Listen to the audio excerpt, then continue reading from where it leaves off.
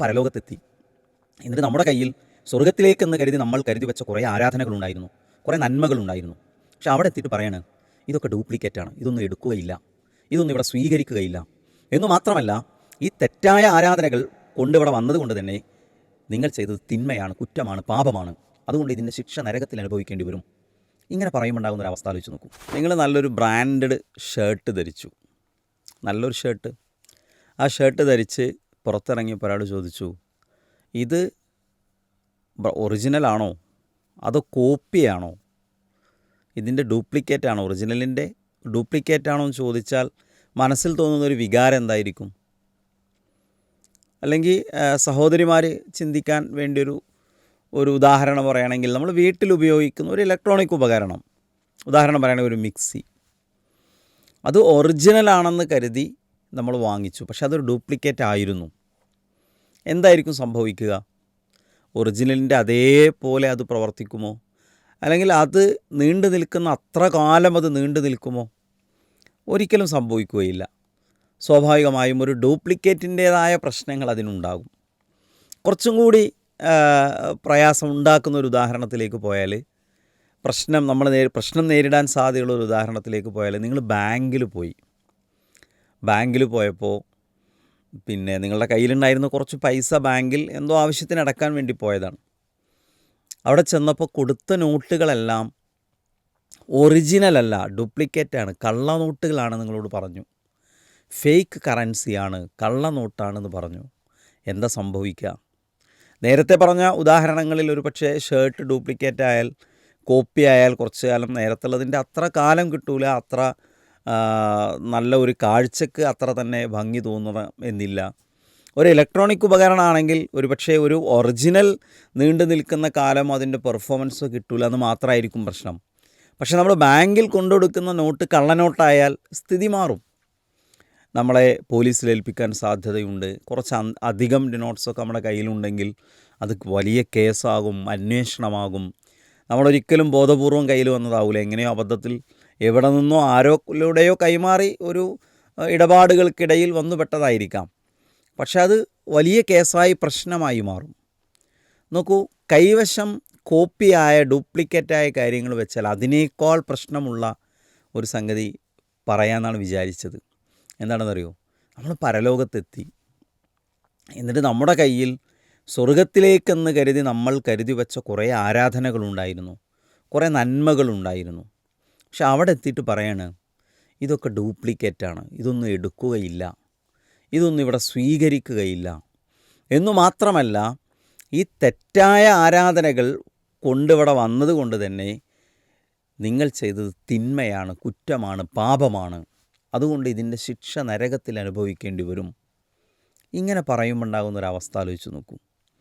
കള്ളനോട്ട് കേസിൽ പെട്ടാൽ പോലും ഒരുപക്ഷെ അതിൻ്റെ ശിക്ഷാ സമയം കഴിഞ്ഞാൽ പുറത്തു വന്നേക്കാം. ഒരു ഗുരുതരമായ തെറ്റാണ്, ഒരിക്കലും നമ്മുടെ ഭാഗത്തുണ്ടാകാൻ പാടില്ല. ഞാൻ പരലോകവുമായി ബന്ധപ്പെടുത്തി ഉദാഹരണം പറയുമ്പോൾ, പരലോകത്താണെങ്കിൽ നമുക്ക് വീണ്ടും ദുനിയാവിലേക്ക് തിരിച്ചു വന്ന് നമ്മുടെ ആ തിന്മയായ ഡ്യൂപ്ലിക്കേറ്റായ കർമ്മങ്ങൾക്ക് പകരം പുതിയൊരു ആരാധന നമ്മുടെ ഭാഗത്തുനിന്ന് ചെയ്യാൻ നമുക്ക് സാധിക്കുമോ? അതിന് അവസരം ഉണ്ടാകുമോ? ഒരിക്കൽ കൂടി എന്നെ ദുനിയാവിലേക്ക് മടക്കിത്തരുമെന്ന് പറഞ്ഞാൽ നമുക്ക് വീണ്ടും ഇങ്ങോട്ട് തിരിച്ചു വരാൻ കഴിയുമോ? ഒരിക്കലും സാധ്യമല്ല. നമ്മൾ പെട്ടതു തന്നെയാണ്. അതൊരു വലിയ പ്രതിസന്ധിയാണ്, ജീവിതത്തിൽ ഏറ്റവും വലിയ പ്രതിസന്ധിയാണ്. നോക്കൂ സഹോദരങ്ങളെ, നമ്മൾ പലപ്പോഴും ഇവിടെ ആളുകളെങ്ങനെ നിരീക്ഷിച്ചാൽ, അല്ലെങ്കിൽ മുസ്ലിം സമൂഹത്തിനകത്ത് കാണുന്ന മതപരമായ ലേബലിൽ, മതത്തിൻ്റെ ലേബലൊട്ടിച്ച് നിർവഹിക്കുന്ന, മതപരമായി പരലോകത്ത് പുണ്യകരമാണ്, സ്വർഗം കിട്ടാൻ കാരണമാകുമെന്ന് വിചാരിച്ച് ചെയ്തുകൊണ്ടിരിക്കുന്ന പലതും യഥാർത്ഥത്തിൽ കോപ്പിയാണ്, ഡ്യൂപ്ലിക്കേറ്റാണ്, ഒറിജിനലല്ല. ഒറിജിനലല്ല. യഥാർത്ഥത്തിൽ അത്തരം തെറ്റായ ഇസ്ലാമിൻ്റെ അടിത്തറയില്ലാത്ത, ഇസ്ലാമിൽ ഒറിജിനലല്ലാത്ത ആരാധനകളെ പറയുന്ന പേരാണ് ബിദ്അ എന്ന് പറയും, ബിദ്അത്ത്. ഈ വാക്ക് പൊതുവിൽ ഇസ്ലാമിക പ്രസംഗങ്ങളും ഖുതുബകളൊക്കെ കേൾക്കുന്ന എല്ലാ ആൾക്കാരും കേട്ടിട്ടുള്ളൊരു വാക്കാണ്, വളരെ പരിചിതമായിട്ടുള്ളൊരു വാക്കാണ് ബിദ്അ എന്ന് പറയുന്നത്. അല്ലേ? എന്താ ബിദ്അത്ത് എന്ന് പറഞ്ഞാൽ എവിടെ നിന്നാണ് നമ്മൾ കേട്ടിട്ടുള്ളത്? ഖുതുബകൾ പറയുമ്പോൾ, പ്രസംഗങ്ങൾ പറയുമ്പോൾ, ചില പുസ്തകങ്ങൾ തുടങ്ങുമ്പോഴൊക്കെ നബി സല്ലല്ലാഹു അലൈഹി വസല്ലമയുടെ ഖുത്തുബകളുടെ ഒരു ശൈലി, പ്രവാചകൻ എല്ലാ ഖുത്തുബകളുടെയും തുടക്കത്തിൽ പറയുന്ന ചില വാക്കുകൾ അതിനകത്ത് കൊടുത്തിട്ടുണ്ടാവും.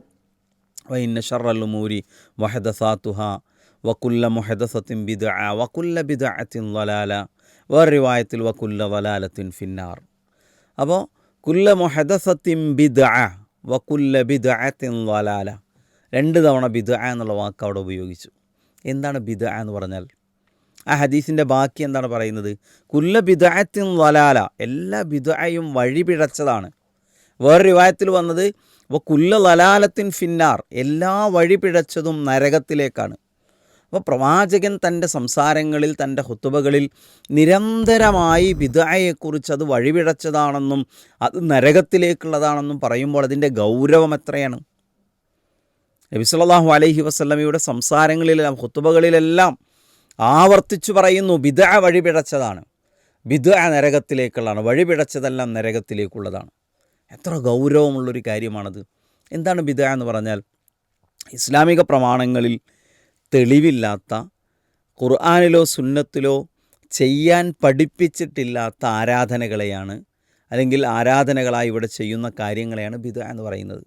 ഞാനൊന്നും കൂടെ വിശദമായി മനസ്സിലാക്കാൻ വേണ്ടി പറയുകയാണെങ്കിൽ, ഇപ്പോൾ കൊലപാതകം, അല്ലെങ്കിൽ ഒരു മോഷണം, അക്രമം, പലിശ, കവർച്ച, അതല്ലെങ്കിൽ പിന്നെ എന്താണ് വ്യഭിചാരം, പരദൂഷണം, ഇതൊക്കെ ബിദ്അത്താണോ?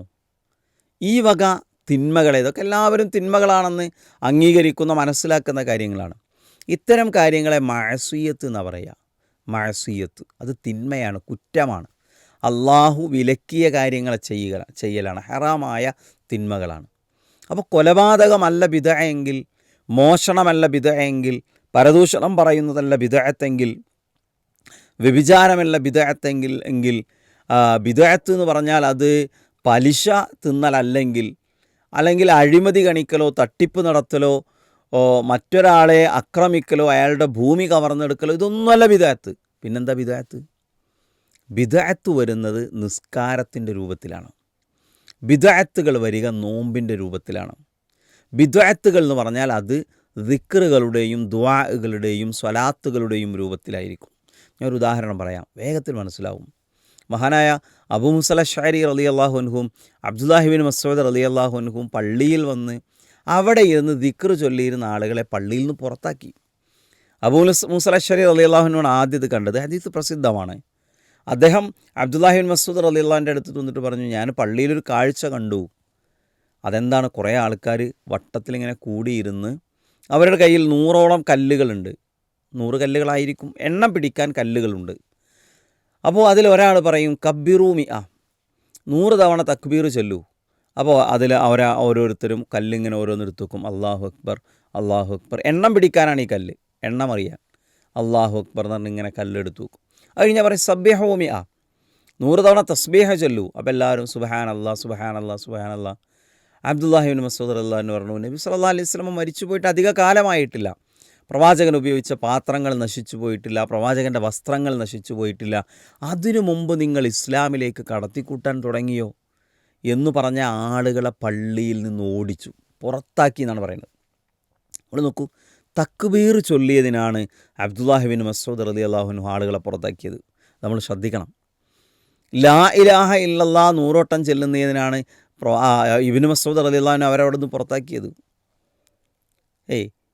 അൽഹംദുലില്ലാ എന്ന് ചൊല്ലുന്നതിന്, സുബ്ഹാനല്ലാ എന്ന് ചൊല്ലുന്നതിനാണ് ആളുകൾ നിങ്ങൾ ചെയ്യുന്നത് തിന്മയാണെന്നും നിങ്ങളുടെ പാപങ്ങൾ എണ്ണി കണക്കാക്കിക്കൂടെ എന്ന് ചോദിച്ച ആളുകളെ അവിടെ നിന്ന് പുറത്താക്കണം. എന്തിനാ സുബ്ഹാനല്ലാ പറയണേന് അതൊരു തെറ്റെങ്ങനെയാകുന്നത്? അല്ലാഹു അക്ബർ പറയുന്നത് എങ്ങനെയാണ് തെറ്റാകുന്നത്? ലാ ഇലാഹ ഇല്ലല്ലാഹ് പറയുന്നത് എങ്ങനെയാണ് തിന്മയാകുന്നത്? അതാണ് യഥാർത്ഥത്തിൽ പിന്നെ എന്താ പറയുക, ഈ ബിദ്അത്തും അല്ലാത്തതും തമ്മിലുള്ള വ്യത്യാസം എന്ന് പറയുന്നത്. നബി സല്ലല്ലാഹു അലൈഹി വസല്ലം തൻ്റെ സുന്നത്തിലൂടെ ജീവിതകാലത്ത് പഠിപ്പിച്ചു തന്ന ആരാധനകളെയാണ് യഥാർത്ഥത്തിൽ സുന്നത്ത് എന്ന് പറയാം, ഇസ്ലാം എന്ന് പറയാം. അത് ഖുർആനിൽ അതിനൊരു തെളിവ് വേണം. നമ്മളൊരു ആരാധന ചെയ്യണമെങ്കിൽ, അല്ലെങ്കിൽ നബി സല്ലല്ലാഹു അലൈഹി വസല്ലമയുടെ അധ്യാപനങ്ങളിൽ, ഹദീസുകളിൽ അതിനൊരു തെളിവ് വേണം. അങ്ങനെ തെളിവില്ലാതെ ചെയ്യുന്ന എല്ലാ കാര്യങ്ങളെയും അത് ബിദ്അയായി മാറും. എന്ന് പറഞ്ഞാൽ എപ്പോഴാണ് ഒരു നിസ്കാരം ബിദ്അത്താകുക? 5 നേരത്തെ നിസ്കാരം നിർബന്ധമാണ്. അത് ഇസ്ലാമിലുള്ളതാണ്. കാരണം എന്താണ്? 5 നേരം നിസ്കരിക്കണമെന്ന് ഖുർആനും ഹദീസും നമ്മളെ പഠിപ്പിക്കുന്നു. എന്നാൽ നിസ്കാരം ബിദ്അത്താകുക എപ്പോഴാണ്? ആ നിസ്കാരം, ഇപ്പോൾ ഉദാഹരണം തസ്ബീഹ് നിസ്കാരം നമ്മുടെ നാട്ടിൽ നടപ്പുണ്ട്. അത് ഖുർആനിൽ അതിന് തെളിവില്ല, അങ്ങനെ നിസ്കരിക്കാൻ പഠിപ്പിച്ചിട്ടില്ല, ഹദീസിലും അങ്ങനെ പഠിപ്പിച്ചിട്ടില്ല. അപ്പോൾ അതിന് നമ്മൾ ബിദ്അത്ത് എന്ന് വിളിക്കുക. ഇപ്പോൾ ബറാഅത്ത് രാവ് എന്ന് പറഞ്ഞിട്ട് നടത്തുന്ന നോമ്പ്, ആ ദിവസം നടത്തുന്ന ഷാബാൻ 15 അനുഷ്ഠിക്കുന്ന നോമ്പ്, അല്ലെങ്കിൽ മെഹറാജിൻ്റെ നോമ്പ് എന്ന് പറഞ്ഞിട്ട് റജബിലെടുക്കുന്ന നോമ്പ്, ഈ നോമ്പ് ബിദ്അത്താണെന്ന് പറയാനുള്ള കാരണം എന്താണ്? നബി സല്ലല്ലാഹു അലൈഹി വസല്ലമയോ ഖുർആനോ അങ്ങനെ ഒരു നോമ്പെടുക്കാൻ പഠിപ്പിച്ചിട്ടില്ല. സുബഹ നമസ്കാരത്തിൽ പ്രത്യേകം ചൊല്ലുന്ന ഖുനൂത്ത് അത് ബിദ്അത്താണെന്ന് പറയാനുള്ള കാരണം എന്താണ്? നബി സല്ലല്ലാഹു അലൈഹി വസല്ലമ പ്രത്യേകമായി സുബഹ നമസ്കാരത്തിനൊരു ഖുനൂത്ത് പഠിപ്പിച്ചിട്ടില്ല.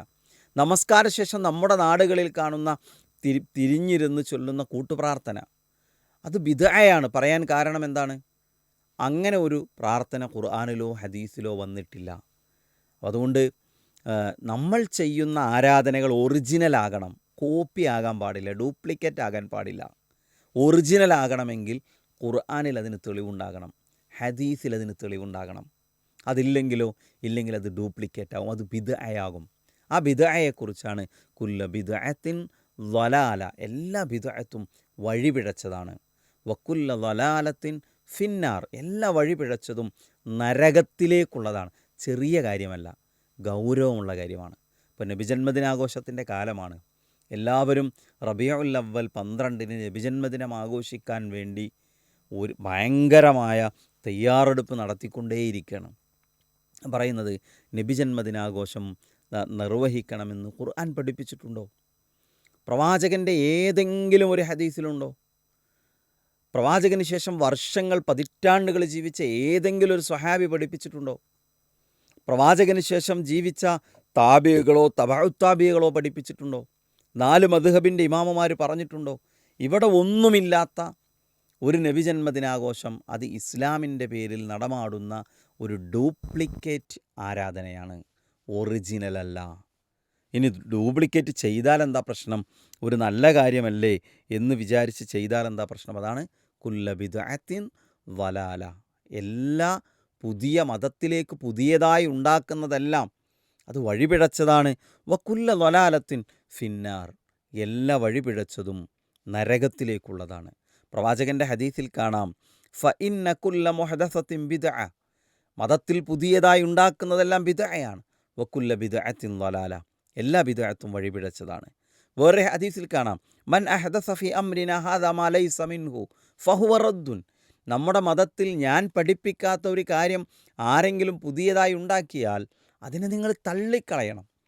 മഹാനായ അബ്ദുല്ലാഹി ഇബ്നു ഉമർ റളിയല്ലാഹു അൻഹു പറയുന്നൊരു വാചകമുണ്ട്, കുല്ലു ബിദ്അത്തിൻ ളലാല വ ഇൻ റആഹൻ നാസു ഹസന, ആളുകളത് നല്ലതല്ലേ എന്ന് കരുതിയാൽ പോലും എല്ലാ ബിദ്അത്തും വഴിപിഴച്ചതാണ്, എല്ലാ ബിദ്അത്തും വഴിപിഴച്ചതാണ്. അതുകൊണ്ട് വഴികേടിനെ അല്ല നമ്മൾ തിരഞ്ഞെടുക്കേണ്ടത്, കോപ്പിയല്ല നമുക്ക് വേണ്ടത്, ഡ്യൂപ്ലിക്കേറ്റ് അല്ല നമുക്ക് വേണ്ടത്.